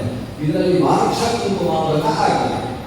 ಅದು ವೃಕ್ಷದಲ್ಲಿ ಕುಂಕುಮದ ಕಾಯಿ ಬರ್ತದೆ, ಅದರಿಂದ ಉಂಟಾಗತಕ್ಕಂಥ ಕುಂಕುಮಕ್ಕೆ ವಾರ್ಷ ಕುಂಕುಮ ಅಂತ ಹೇಳ್ತಾರೆ. ಇಲ್ಲ ಗೋಪಿಕಂದರವನ್ನು ನೀರು ಮಾಡಿಕೊಂಡು ಊರ್ಧ್ವಪುಂಡ್ರವನ್ನು ಧಾರಣೆ ಮಾಡಿಕೊಂಡು ತನ್ನ ಕೈಗಳಲ್ಲೂ ಕೂಡ ಧಾರಣೆ ಮಾಡಿಕೊಂಡ್ರೆ 3 ಪುಂಡ್ರವನ್ನು ಧಾರಣೆ ಮಾಡಿದರೆ ಸಾಕು ಅಂತ ಒಬ್ಬ ಸುಂದರಿ ಹೇಳ್ತಾರೆ. ಇನ್ನೊಂದು 12 ನಾಮ ಹಾಕಿಕೊಳ್ಳಬೇಕು. ಅದು 12 ನಾಮಗಳು ಉದರ ಇತ್ಯಾದಿಗಳಲ್ಲೆಲ್ಲ ಅದು ಸ್ನಾನ ಕಾಲದಲ್ಲೇ ಅವರು ಹಾಕಿಕೊಳ್ಳುವಂಥದ್ದು. ಸ್ನಾನ ಕಾಲದಲ್ಲಿ ನೀರಿನಲ್ಲಿ ಹಾಕಿಕೊಳ್ಳಬೇಕು. ಆಮೇಲೆ ಒಂದು ದೇವರ ಮುಂದೆ ಶುದ್ಧ ವಸ್ತ್ರವನ್ನು ಉಂಟು ದೇವರ ಮುಂದೆ ಕೂತ್ಕೊಂಡು ತಾವು ಕುಂಕುಮ ಹಾಕಿಕೊಳ್ಳುವುದಕ್ಕಿಂತ ಪೂರ್ವಭಾವಿಯಾಗಿ ಮೊದಲು ಗೋಪಿಚಂದ್ರವನ್ನು ಸಿದ್ಧಪಡಿಸಿ ತನ್ನ ಹಣೆಗೆ ಗೋಪಿಚಂದ್ರವನ್ನು ಹಾಕಿಕೊಂಡು ಅದನ್ನು ಸರಿಯಾಗಿ ತಿಕ್ಕಿ ಸುತ್ತ ಭಾಗದಲ್ಲಿ ಮಾತ್ರ ಕಾಣುವ ಹಾಗೆ ಉಳಿಸಿಕೊಂಡು ಮಧ್ಯದಲ್ಲಿ ತಿಕ್ಕಿ ಅಲ್ಲಿ ಕುಂಕುಮವನ್ನು ಧಾರಣೆ ಮಾಡಿಕೊಳ್ಳಬೇಕು, ಕಾಡಿಗೆಯನ್ನು ಧಾರಣೆ ಮಾಡಿಕೊಳ್ಳಬೇಕು, ಪಾದದಲ್ಲಿ ಬೆಳ್ಳಿ ಇರಬೇಕು, ಕೈಯಲ್ಲಿ ಗಾಜು ಇರಬೇಕು. ಇವೆಲ್ಲ ವಿಧಾನ ಅಷ್ಟಮಂಗಲೆಯಾಗಿ ಆಮೇಲೆ ಅವರು ನಿತ್ಯ ಕರ್ಮಾನುಷ್ಠಾನವನ್ನು ನಡೆಸಬೇಕು. ಇದು ವಿಧಾನವನ್ನು ಮಾಡಿದ್ದಾರೆ. ಆದ್ದರಿಂದ ನಾವೆಲ್ಲ ಧಾರಣೆ ಮಾಡುವಾಗ ಕೇಶವಾಯ ನಮಃ, ನಾರಾಯಣ ನಮಃ, ಮಾಧವಾಯ ನಮಃ, ಗೋವಿಂದಾಯ ನಮಃ, ವಿಷ್ಣವೇ ನಮಃ, ಮಧುಸೂದನಾಯ ನಮಃ, ತ್ರಿವಿಕ್ರಮಾಯ ನಮಃ, ವಾಮನಾಯ ನಮಃ, ಶ್ರೀಧರಾಯ ನಮಃ, ಋಷಿಕೇಶಾಯ ನಮಃ, ಪದ್ಮನಾಭಾಯ ನಮಃ, ದಾಮೋದರಾಯ ನಮಃ ಅಂತೇಳಿ 12 ನಾಮಗಳನ್ನು ಹಾಕಿ ತತ್ಪ್ರಕ್ಷಾಲಿತ ತೋಯೇನ ವಾಸುದೇವೇತಿ ಮೂರ್ಧನಿ ಅಂತ ಕೊಟ್ಟು 13 ಕಡೆಯಲ್ಲಿ ನಾವು ಗೋಪಿಚಂದ್ರನ ಸ್ಪರ್ಶವನ್ನು ಮಾಡಿಕೊಳ್ಳುತ್ತೇವೆ. ಸ್ತ್ರೀಯರಿಗೆ ಪ್ರಧಾನವಾಗಿ 3 ಭಾಗದಲ್ಲಿ ಗೋಪಿಚಂದ್ರನ ಸ್ಪರ್ಶ, ಒಂದು ಶಿರಸ್ಸು ಮತ್ತೆ ಬಾಹುದ್ವಯ. ಕೆಲವರು ಕಂಠದಲ್ಲೂ 3 ಆಗಬೇಕು ಅಂತ ಹೇಳಿ 5 3 ಮತ್ತು 3 6 ಅಂತ ಹೇಳ್ತಾರೆ. ಆಮೇಲೆ ಉಳಿದ ಭಾಗದಲ್ಲೂ ಧಾರಣೆ ಮಾಡಿಕೊಳ್ಳಬೇಕು ಅಂತ ಹೇಳಿ 12 ಅಂತ ಹೇಳ್ತಾರೆ. ನಮ್ಮ ಉಡುಪಿ ಸಂಪ್ರದಾಯದಲ್ಲಿ 3 ಅನ್ನೋದು ಉಡುಪಿ ಸಂಪ್ರದಾಯದಲ್ಲಿ ಇರತಕ್ಕಂಥ ವಿಧಾನ. ಮುದ್ರೆಯ ವಿಷಯದಲ್ಲಿ ವಸ್ತಃ ಪಂಚಮುದ್ರೆ ಇದೆಯಲ್ವಾ, ಪಂಚಮುದ್ರೆಯಲ್ಲಿ ಸ್ತ್ರೀಯರಿಗೆ 3 ಮುದ್ರೆ ವಿಧಾನ ಇರುವುದು. ಯಾವುದು? ಶಂಖ, ಚಕ್ರ, ಗದ 3. ಈ 14 ಇದನ್ನು ಮುದ್ರೆಯನ್ನು ನಾರಾಯಣ ಮುದ್ರೆಯನ್ನು ನಾವು ಹೆಚ್ಚು ಉಪಯೋಗ ಮಾಡುವುದಿಲ್ಲ. ನಾರಾಯಣ ಮುದ್ರೆಯನ್ನು ಶ್ರುತಿಗಾಗಿ ಹೇಳಿದ್ದಾರೆ, ಶಂಕರಿಗಿರವರು ಹೇಳಿದ್ದಾರೆ. ಸ್ತ್ರೀಯರು ಕೂಡ ನಾರಾಯಣ ಮುದ್ರೆ ಎನ್ನುವುದು ನಾಮಮುದ್ರೆ. ನಾಮಮುದ್ರೆಯನ್ನು ಧಾರಣೆ ಮಾಡುವುದರಿಂದ ಅಂಥ ಸ್ತ್ರೀಯ ದರ್ಶನ ಮಾಡಿದಂಥ ವ್ಯಕ್ತಿಗೆ ಬ್ರಹ್ಮಘಾತಕರು ಕೂಡ ಶುದ್ಧಿ ಆಗ್ತಾನೆ ಅಂತ ಹೇಳುವ ಫಲವನ್ನು ಹೇಳಿದ್ದಾರೆ. ಈಗ ವಿಧಾನ ಇದೆ ಹೇಗೆಂದರೆ ಬಲಭಾಗದಲ್ಲಿ ಚಕ್ರ, ಎಡಭಾಗದಲ್ಲಿ ಶಂಖ, ಅದು ಕಣ್ಣಿನ ತುದಿಯಲ್ಲಿ ಕೆನ್ನೆಯ ಭಾಗದಲ್ಲಿ ಹಾಕಿಕೊಳ್ತಕ್ಕಂಥ 2 ಮುದ್ರೆಗಳು. ಆಮೇಲೆ ಗದಾ ಮುದ್ರೆ ಅವರ ಲಲಾಟ ಅಂದರೆ ಹಣೆಯಲ್ಲಿ ಗದಾ ಮುದ್ರೆ ಮತ್ತು ನಾರಾಯಣ ಮುದ್ರೆ ಇವೆರಡು ಮುದ್ರೆಯನ್ನು ಲಲಾಟದಲ್ಲಿ ಧಾರಣೆ ಮಾಡಿಕೊಳ್ಳುವುದು. ಉಳಿದ ಭಾಗದಲ್ಲಿ ಅದರ ಧಾರಣೆಯ ಅವಶ್ಯಕತೆ ಇಲ್ಲ. ಇಷ್ಟು ಮಾಡಿದರೆ ಸಾಕಾಗ್ತದೆ. ನಾಳೆ ಸರಿ. ಇವತ್ತು 10 ಗಂಟೆಗೆ ಬಹಳ ವ್ಯವಸ್ಥಿತವಾಗಿ ಸಮಯವನ್ನು ಮೇಂಟೈನ್ ಮಾಡುವುದಂದ್ರೆ ಹಾಗೆ. ಇವತ್ತು ಅಮಾವಾಸ್ಯೆಯ ಪರ್ವಕಾಲ ಇದೆ. ಅಮಾವಾಸ್ಯೆಯ ಪರ್ವಕಾಲದಲ್ಲಿ ಸ್ನಾನಕ್ಕೆ ಬಹಳ ಮಹತ್ವ. ಹಾಗಾಗಿ ನಮಗೆ ದೊಡ್ಡ ಅದೃಷ್ಟ ಏನಂದರೆ ಈ ಪರ್ವಕಾಲದಲ್ಲಿ ಪೂಜ್ಯ ಗುರುಗಳ ಜೊತೆಗೆ ಗೋಟಿತೀರ್ಥದಲ್ಲಿ ಸ್ನಾನ ಮಾಡುವಂಥ ಒಂದು ವಿಶೇಷ ಭಾಗ್ಯ ಇದೆ. ಸಪ್ತಮಹಾನದಿಗಳ ಸನ್ನಿಧಾನ ಇರುವಂಥದ್ದು, ತೀರ್ಥಕ್ಕೆ ಪ್ರಾಶಾಸ್ತಿ ಇರುವಂಥದ್ದು, ರುದ್ರದೇವರ ಹತ್ತಿರದಲ್ಲಿ ಒಂದು ತೀರ್ಥ ಇದೆ ಅಂತ ಹೇಳಿ ಆ ತೀರ್ಥದಲ್ಲಿ ಕೋಟಿ ತೀರ್ಥ, ವಸ್ತುತಃ ಭಾಗ್ಯವತ್ಯಾದಿ ಸಾರ್ವತ್ರಿಕ ತೀರ್ಥಗಳು 3.5 ಕೋಟಿ ತೀರ್ಥ. ಇಲ್ಲಿ ಕೋಟೇಶ್ವರನ ಸನ್ನಿಧಾನದಲ್ಲಿ ಕೋಟಿ ತೀರ್ಥ ಅಂತ ಹೇಳಿ ಆ ಭಾವನೆ ನಮಗಿದೆ. ಅದರಲ್ಲಿ ಸ್ನಾನ ಮಾಡುವಂತಹ ಭಾಗ್ಯ ಗುರುಗಳ ಜೊತೆಗೆ ಲಭ್ಯ ಆಗಿದೆ. ಗುರುಗಳಿಗೆ